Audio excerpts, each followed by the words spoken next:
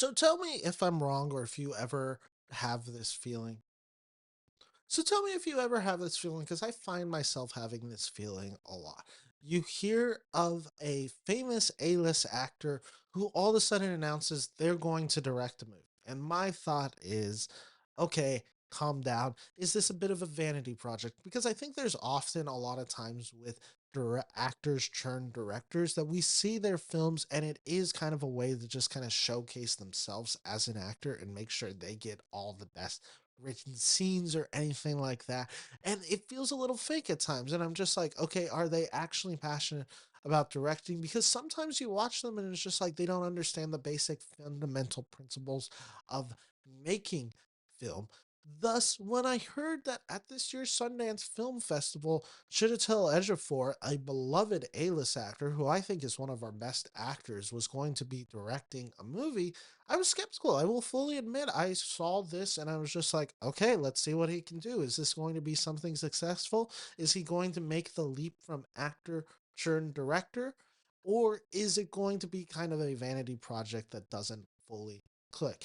And while watching Rob Peace, which is his latest film, I can certainly say Chiwetel Ejiofor has some direction quality behind the camera. I was pretty impressed with what he is able to achieve in Rob Peace. And Rob Peace tells the story of the titular character, Rob Peace, who is this kid who grows, he's just intelligently gifted. He ends up getting a scholarship to Yale, but at the same time, he's kind of forced to sell drugs because his father, as he believes, is wrongfully convicted of murder, and thus he's trying to help pay for his legal bills. So it's this story about uh, a coming of age story about black youth, and it's also just kind of the issues surrounding the African American community altogether. And at this point, this premise sounds a bit familiar, right? Like you could point to other Spike Lee films, you could point to other films, even one that I thought of last year, which I actually think I'll be kind of referencing a few times, Creed 3, Michael B. Jordan, where you see kind of the similarities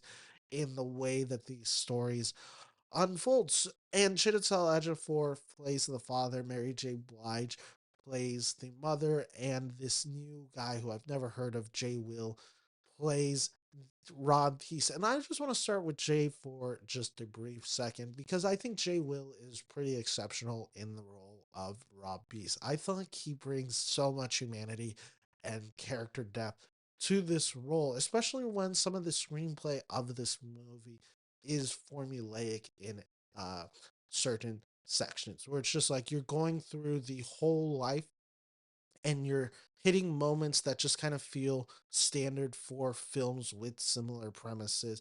And I think Jay is actually able to bring so much humanity in to this performance that Rob Peace doesn't feel like either a stereotype or Rob Peace doesn't feel like a character that we've seen done hundred of other times just interchanged with a new actor.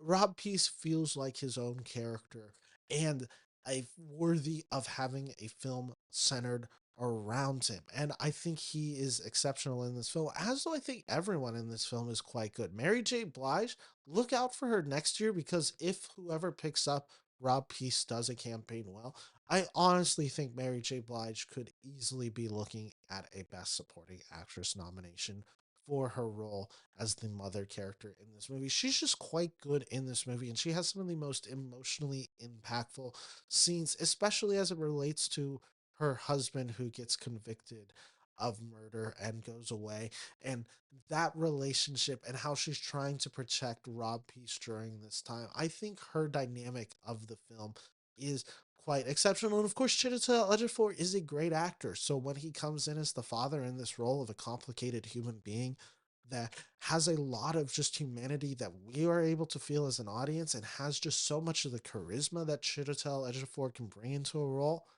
there is just so much that he is then able to capture in this family dynamic. So the performances of this film are all strong, which again, Chiwetel Ejiofor is a really good director, so he knows what makes good performances out of movies. What I was so impressed though with Ejiofor as a director within this movie is his ability to connect to this story and create a world that feels real. Sometimes you see directors make these films and they just don't have any real sense of scope or environment. And I think that was actually the real part of Ejiofor's direction that I responded to the most. There's everything that he does in this film, it's him connecting and bringing authenticity to this world and to this environment. Whether it's the music choices, needle drops, whether it's just how the environment looks, little details within the house or the community or the streets or even the schools.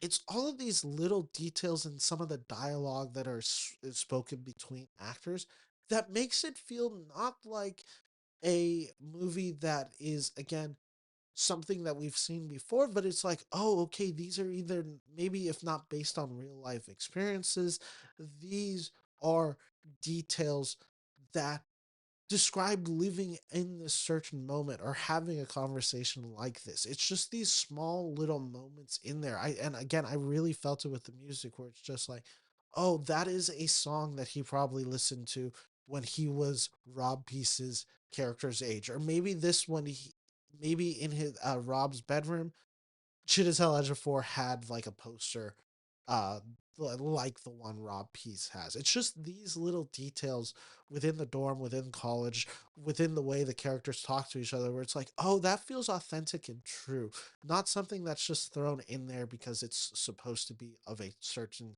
time setting and we're moving backwards in time, trying to reflect on a certain era.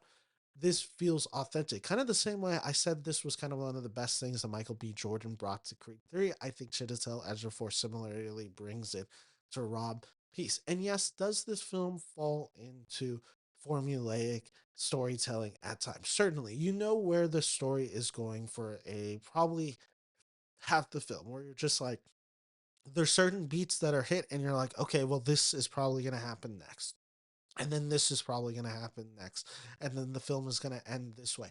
It certainly has that, but it never took away from my enjoyment of watching Rob Peace, because I just think Chiwetel Ejiofor was able to capture something authentic and real in this story, and presented in this coming of age lens, mixed with the story of the intrigue of a Yale student having to sell drugs and what that means and what that explains about the conditions and what that says about Yale as a university, and kind of the fakeness of all of that, how Rob Peace has to hide himself away from doing this, and how he can't feel like he can talk to anybody about this because he has to fit in the societal norms of a Yale University. I just thought it worked all exceptionally well, and I quite enjoyed Rob Peace for what it was, and specifically, I enjoyed it for what it shows that Ejiofor has in him as a director. Is it a slam dunk? No, but is it a film that certainly shows strengths of a filmmaker? And I would like to see more from this filmmaker to come, especially it is that. So I can recommend Rob Peace wherever this lands and whatever it may come out. I'm giving it quite a positive review of 3.5 out of 5 stars here on the Beneverse Movie Channel. So thank you all for watching this video. And if you like this video, make sure to like and subscribe for more reviews coming your way. My name is Ben Friedman. Take care.